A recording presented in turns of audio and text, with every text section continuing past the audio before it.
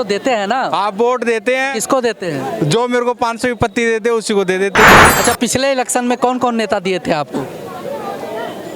हमारे उधर के जाट हैं वो देते हैं, दारू पिलाते हैं वगैरह सब कुछ करते हैं। मोदी वैस राहुल गांधी, किसको प्रधानमंत्री देखना चाहेंगे? राहुल गांधी का है ना, चाहे ऊपर जितने भी उनके वो है ना पार्टीज़ हैं, लाइट पार्टीज़ हैं जो कांग्रेस में, वो सिर्फ चापलूसी करते हैं और कुछ नहीं है।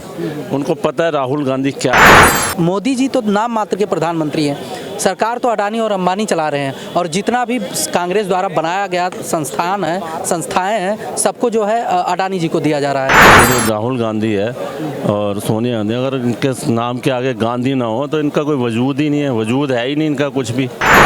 मैं तो ये बता रहा हूँ, ये जो तीनों स्टेट में अगर बीजेपी जीती है तो इसके लिए केजरीवाल जी को धन्यवाद दे दिया, केजरीवाल मॉडल, क्योंकि इन्होंने सब महिलाओं को ये फ्री है, किसानों को ये फ्री है, और 2000 रुपये एक्स्ट्रा फ्री दे रहे हैं। तो ये केजरीवाल ने मॉडल एक सेट कर दिया है कि जनता को पहले बताना पड़ेगा भैया कि तुम हमें क्या दोगे, तो वो जीत रहे हैं, इसलिए जीत रहे हैं। अच्छी बात, केजरीवाल की वजह से जीत गई बीजेपी 3 राज्यों में। मॉडल पे हाँ। अब वो जो यहाँ दे रहे हैं ना, तो ये कहते हैं केजरीवाल जी रेवड़ी बांट रहे हैं, तो भैया तुम क्यों दे रहे हो?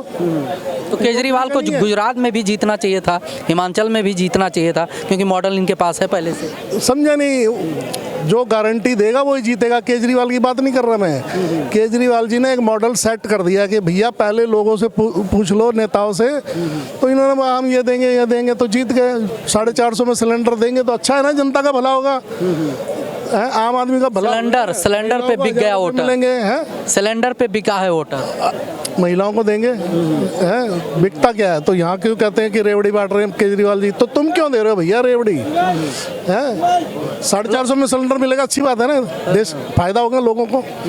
इसके वजह से जो है मतलब हार का ठिकरा जो है अब रेवड़ी पे आ गया। बिल्कुल रेवड़ी बांट रहे हैं भैया। क्या कहेंगे सर, लोकसभा चुनाव 2024 करीब में है, प्रधानमंत्री कौन रहेगा?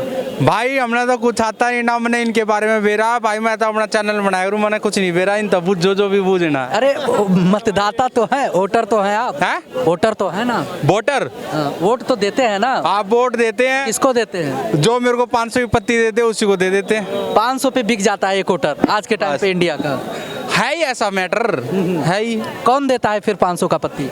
जो अपने जो इलेक्शन लड़ते हैं वो देते हैं। अच्छा, पिछले इलेक्शन में कौन कौन नेता दिए थे आपको? हमारे उधर के जाट हैं वो देते हैं, दारू पिलाते हैं वगैरह सब कुछ करते हैं। मतलब दारू पे और पैसे पे जो है वोट दे आते हैं आप? दे देते हैं भाई। देश का विकास कैसे होगा? देश का विकास जो कर रहे हैं वो कर रहे हैं। पैसे जब आपको पैसे दे दिए तो उनकी तो जिम्मेदारी खत्म हो गई, फिर मैटर क्लोज है, इसके आगे जिंदगी नहीं है, कुछ नहीं है बस। क्या लगता है लोकसभा चुनाव 2024 जो है 3 राज्यों को जीतने के बाद बीजेपी के हौसले बुलंद हैं 24 में?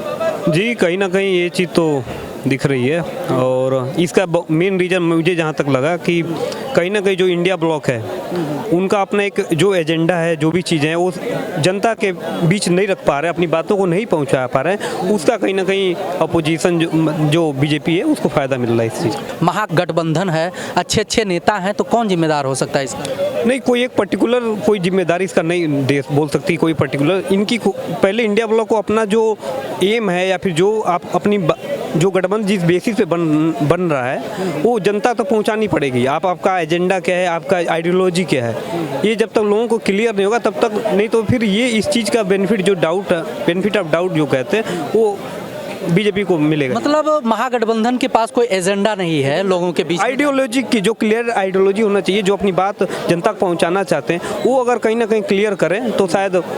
और राहुल गांधी को किस नज़रिए से देखते हैं? राहुल गांधी एक अच्छे नेता हैं और एक उनका अपना एक बैकग्राउंड रहा है, लेगेसी है। प्रधानमंत्री बन सकते हैं? देखिए, ये लोकसभा एक डेमोक्रेसी है, यहाँ पे पॉसिबिलिटी है कि कोई भी एक आम, अगर प्रधानमंत्री मोदी जो अभी हैं वो मिनिमम बहुत निचले तबके से आते हैं और वो प्रधानमंत्री बन सकते हैं, तो मैं समझता हूँ कि कोई भी अगर एस्पिरेशन है उसके पास तो बन सकता है। मोदी वैस राहुल गांधी, किसको प्रधानमंत्री देखना चाहेंगे? देखिए, मोदी जी का एक अपना स्ट्रगल रहा है, जो बैकग्राउंड उनका अपना, जो आप देखेंगे एक बहुत रूरल बैकग्राउंड से आते हैं, उनका अपना संघ में काम किया है उन्होंने, और उनका एक, जैसे मैं कभी कभी उनकी वीडियो देखता हूँ तो उनके जो थॉट है बहुत क्लियर है। वो कभी भी वो कहते हैं कि कभी भी आप जो है किसी बनने के लिए कोई काम ना करो, कुछ करने के लिए आप एस्पिरेशन आपका कुछ करने के लिए होना चाहिए, न कि आप कोई सी पोस्ट के लिए। चलिए आपसे फिर बात करेंगे। सर अगर मोदी वैस राहुल गांधी को देखा जाए तो किसको प्रधानमंत्री देखना चाहते हैं? देखो जी, मैं तो प्रधानमंत्री जो के रूप में देखना चाहूँ मोदी जी को देखना चाहूँगा, क्योंकि मोदी जी ने जो काम किए हैं बड़े अच्छे किए हैं और उनके पास आइडियोलॉजी है, एजेंडा है, हर चीज़ है उनके पास, एक विज़न है, मेन चीज़ है उनका विज़न है। और राहुल गांधी जी अभी जहाँ भी गए, कई जगह गए, उन्होंने कास्ट सेंसस की बात करी। हमें ना हर स्टेट जहाँ भी गए उनका एक यही मुद्दा है, कास्ट सेंसस करवाऊँ कास्ट। लेकिन मोदी जी ने इस कास्ट सेंसस के बारे में कोई बात नहीं करी, जाति जनगणना जिसे कहते हैं। उन्होंने सिर्फ वो कहते हैं जो इस जहाँ की जो सेंसस है, बस मेरे लिए जो मेन स्ट्रेंथ है, मैं जो मेन जो चीज़ है वो गरीब, महिला, युवा और किसान, कहता है इन चार चीज़ें जो है ना मेरे पास है, मैं इन चारों को जो है ना सबसे पहले ऊपर उठाना चाहता हूँ। कास्ट वास्ट कुछ नहीं है, ठीक है ना। तो मैं तो चाहता हूँ कि 24 के अंदर मोदी जी आए, फिर हैट्रिक बनाएं, और मोदी जी ऑब्वियसली बनाएंगे। क्या लगता है कि कांग्रेस में नेतृत्व की कमी है या जो है एजेंडे की वजह से? हाँ, नेतृत्व की तो कमी है। देखो जी, मोदी जी का क्वेश्चन है, देखो राहुल गांधी का है ना, चाहे ऊपर जितने भी उनके वो है ना पार्टीज़ हैं, लाइट पार्टीज़ हैं जो कांग्रेस में, वो सिर्फ चापलूसी करते हैं और कुछ नहीं है। उनको पता है राहुल गांधी क्या है, जब वो बाहर वहाँ से निकल जाते हैं जब बताते हैं।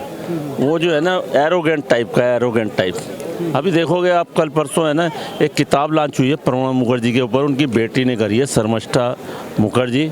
उसमें my father Pranab Mukherjee and daughter. उसने जो प्रणब मुखर्जी ने उसको बताया था ना, वो कहते हैं बस यहाँ पर इंदिरा गांधी जो थी ना वो मेंटर थी उनकी। कहता है राहुल गांधी एरोगेंट है, और सोनिया गांधी ने जब नरसिम्हा राव की डेथ हुई थी उसको उसने बड़ी रिक्वेस्ट करी कि उसकी जो डेड बॉडी है, जो मोटल, वो है ना हेड ऑफिस में आने चाहिए, जो ऑल इंडिया कांग्रेस कमेटी का जो हेड ऑफिस है वहाँ आने चाहिए। लेकिन उसने आला नहीं दिया उसको। वो कहते हैं नहीं, कहते ना उन्होंने देखा, ना राहुल गांधी और किसी ने भी नहीं अलाउ किया। तो मेरा कहने का मतलब है कि ये जो अभी आपने देखा है कि 3 स्टेट के अंदर जो है इलेक्शन भी हार गई है ये, ठीक है। तो हाँ, तो ये ऐसा है कि 4 में चौथे में तो चलो वो शेखतीबाद मिजोरम में आई है पार्टी, लेकिन यहाँ पर आप देखोगे बीजेपी की आई है पार्टी, ठीक है। और ये जो राहुल गांधी जी है, ये जो है, ये मतलब ये है ना हमेशा साथ लेके नहीं चलते किसी को भी, किसी को। वो कहते हैं मोदी जी का बस ये है कि वो कहते हैं कि सबका साथ, सबका विश्वास और सबका विकास, ये उस फिलोसफी में बिलीव करते हैं। अगर आप देखोगे मोदी की जितनी भी स्कीम निकली हैं, जो 80 लाख जो गरीब लोग हैं, जो बिलो पॉवर्टी लाइन है, उनको राशन फ्री दे रहे हैं, 5 साल के लिए एक्सटेंड कर दिए हैं। ऐसी स्कीम कोई भी नहीं लाया पहले। उससे पहले आप देखो शौचालय बनवाए हैं लेडीज़ के लिए, और तो और क्या, मतलब कि उज्ज्वला योजना स्कीम के 10 करोड़ जो महिलाओं को जो है, 10 करोड़ परिवारों को उन्होंने गैस सिलेंडर और एक चूल्हा सबको फ्री दिया है। तो ऐसी स्कीम पहले ये भी ला सकते थे, कभी लाए नहीं है। तो मेरा कहने का मतलब ये है कि ये तो पिछले 60-70 सालों में इन्होंने कुछ नहीं किया, सिर्फ। लेकिन बार बार अगर अभी के मतलब अभी तो मान के चलिए राहुल गांधी के बयानों में कुछ बदलाव हुआ है, जातीय मैटर को लेकर चलते हैं, लेकिन इससे पहले अगर बात की जाए तो राहुल गांधी जी हमेशा अडानी और अंबानी जी को जरूर लाते थे। किसी भी बयान उनका आता था, कोई भी बयान देते थे मोदी जी को लेकर, तो कहते थे कि मोदी जी तो नाम मात्र के प्रधानमंत्री हैं, सरकार तो अडानी और अंबानी चला रहे हैं, और जितना भी कांग्रेस द्वारा बनाया गया संस्थाएं हैं, सबको जो है अडानी जी को दिया जा रहा है। अरे देखो बात सुनो, अडानी और अंबानी, मेरे को ये बताओ, अडानी और अंबानी जो है, ये अब कह रहे हैं अडानी अंबानी, उनसे पूछो जो उनके पहले जो भी दादी जी थी उस टाइम में, या जवाहरलाल नेहरू जी थी, सबको मालूम है। ये अपना इतिहास भूल जाते हैं। 70 और 80 के दशक में सिर्फ टाटा बिरला थे। टाटा बिरला जो है वो कांग्रेसियों में चल रही थी, बस सिर्फ ये है। उस टाइम टाटा बिरला जो जो इंडस्ट्रियलिस्ट थे माने हुए, वो इन्हीं के ऊपर चल रही थी। सब कहते थे कांग्रेस जो है टाटा बिरला की सरकार है। तो कहने तो उसमें क्या है, अगर अडानी अंबानी आज कर रहे हैं, देखो जी 4-5 लाख उन्होंने एम्प्लॉय रखे हुए हैं, इतना इनकम टैक्स दे रहे हैं, इतना वो क्या नाम रेवेन्यू जनरेट कर रहे हैं। अब अडानी की बात करो, देखो अडानी हिंडनबर्ग का जो रिपोर्ट आई थी, हिंडनबर्ग जैसे रिपोर्ट आई उससे पहले क्या हुआ, ये सब हल्ला मचा रहे थे अडानी। हिंडनबर्ग की रिपोर्ट आई तो अडानी जो है वर्ल्ड का रिचेस्ट मैन होता था, ठीक है, 10 टॉप 10 में, तो 30वें पायदान में, 30वें या 31वें पायदान पे आ गया। और आज की डेट में तब देखो अडानी वही अडानी है, अडानी अब 16वें स्थान पे आ गया, 15वें स्थान पे आ गया। तो ये बताओ उसके कुछ काम कर रहा है जब ही तो आया ना। और हिंडनबर्ग की रिपोर्ट जो है वो गलत थी, ये है ना, यूएसए ने क्लीन चिट दे दी है। देखो हिंडनबर्ग है शॉर्ट सेलर है और यूएसए का कंपनी है, यूएसए की कंपनी। तो ये जो है ना उन्होंने यूएसए ने भी क्लीन चिट दे दी है। भाई हिंडनबर्ग ने जो किया वो प्रासंगिक नहीं है, वो मतलब तत्व सच्चाई नहीं है उसमें कुछ भी, तो क्लीन चिट दे दिया। तो अडानी अंबानी ये कर रहे हैं, पहले अपना तो देख लो, टाटा बिरला में करते जो थे उसके ऊपर सरकार चल रही थी वो भी तो देखें ना। और इसी अडानी को मैं बताऊं 2010 में जब मनमोहन सिंह जी थे ऑस्ट्रेलिया ले गए थे, ऑस्ट्रेलिया में कुछ माइंस थी, उसका लाइसेंस दिलवाया था इन्होंने।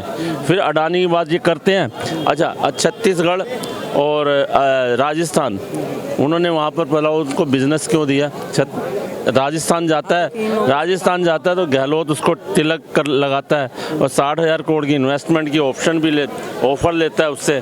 तो वहाँ पर अगर देखा जाए तो कम से कम 95,000 करोड़ की इन्वेस्टमेंट जो है छत्तीसगढ़ और राजस्थान में उसने की है।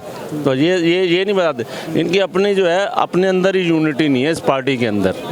ये तो आपस में मैं बता रहा हूँ, गांधी अगर ये तो राहुल गांधी है और सोनिया गांधी, अगर इनके नाम के आगे गांधी ना हो तो इनका कोई वजूद ही नहीं है, वजूद है ही नहीं इनका कुछ भी, ठीक है ना, इनका वजूद ही ख़त्म है।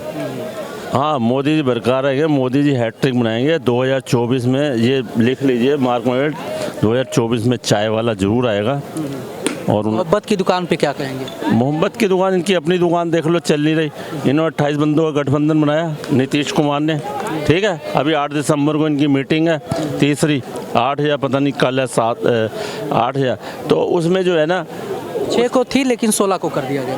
हाँ, 16 कर दिया। तो वो शायद वो लालू प्रसाद यादव ने बोला, लेकिन उसके अंदर नीतीश कुमार नहीं आ रहे, जो कि ब्रेन चाइल्ड है इसको डेवलप करने में, ठीक है, इंडिया ब्लॉक को। नीतीश कुमार नहीं आ रहा और हेमंत सोरेन वो भी नहीं आ रहा, ये वो भी अलाइड पार्टी है। ममता बनर्जी नहीं आ रही, अखिलेश यादव नहीं आ रहा। वो कह रहा है अखिलेश यादव ने तो ये कहा कि मेरा बंदा आ जाएगा कोई, क्योंकि अखिलेश यादव से है ना इन्हें बड़ा बुरा व्यवहार किया। एमपी में अभी इलेक्शन हुए थे ना, कमलनाथ ने बड़ा उसके अंदर कहते हैं ना घमंड आ जाता है। वो कहते हैं नहीं ये कोई अखिलेश कुछ नहीं है। वहाँ पर जो उनके बंदे जीते हुए थे जिसको, वहाँ भी उनको सीट नहीं दे रहे थे, सीट दे ही नहीं रहे थे उनको। तो मतलब इनके अंदर जो है पहले ही फूट पड़ चुकी है और 24 तक तो देखना कितनी पार्टियों का मोह भंग हो जाएगा इससे। तो ये सब कुछ ठीक है, लेकिन यहीं पर महंगाई और बेरोजगारी की बात की जाए तो इस समय अहम मुद्दा है विपक्षियों का, महागठबंधन का। देखो महंगाई और बेरोजगारी तो देखो ऐसा है कि ये तो ऐसा नासूर है जो जब से देश आज़ाद हुआ ना जब से ले चुका है। क्योंकि इनके हाथ में जब सत्ता आई है बीजेपी गवर्नमेंट के हाथ में, तो उसकी फाउंडेशन ही वीक थी। अब कांग्रेस 30 साल रही, 30 साल लगातार राज किया, उसके बाद फिर टुकड़ों में गया था। 55-60 साल अगर देखा जाए तो एग्रीगेट जो टेन्योर है 60 साल तो राज किया ही है ना, ठीक है। तो उन्होंने क्या कर लिया बेरोजगारी के ऊपर, उन्होंने महंगाई के, अच्छा महंगाई जो है, महंगाई तो देखो होगी, देखो ये तो है ना, ये तो विधि का विधान है, जब विकास होगा तो महंगाई भी होगी। आपको पता है 2014 में इंडिया की अर्थव्यवस्था कितने की थी? 1.87 ट्रिलियन डॉलर की, आज 3.25 ट्रिलियन डॉलर की है। तो भैया अगर विकास होगा तो महंगाई होगी, इतनी टेक्नोलॉजी आ रही है। फिर लोगों की जो आपका देखो मिनिमम वेजेस एक्ट क्या होता था पहले 2014 में 3-4 हज़ार, 5, आज 17-18 हज़ार है। पहले ग्रेजुएट की सैलरी का क्या था 9 से 10 हज़ार थी, आज 19, 20, 21 हज़ार है आज। तो अगर होगा तो देखो चीज़ें, महंगाई तो विकास के साथ चीज़ें महंगी होंगी, ये विधि का विधान है, इसे कोई नहीं रोक सकता। इसका मतलब नरेंद्र मोदी जी का लाइन क्लियर है। बिल्कुल लाइन क्लियर है और इस बार बड़े प्रचंड बहुमत से आएगी। पिछली बार तो उनकी सीटें शायद 285 या 86 आई थी और टोटल एनडीए की शायद 303 आई होंगी, मेरे जहाँ तक ख्याल है। इस बार जो सीटें हैं उनकी 350 से पार है, 350 से पार हैं इनकी सीटें।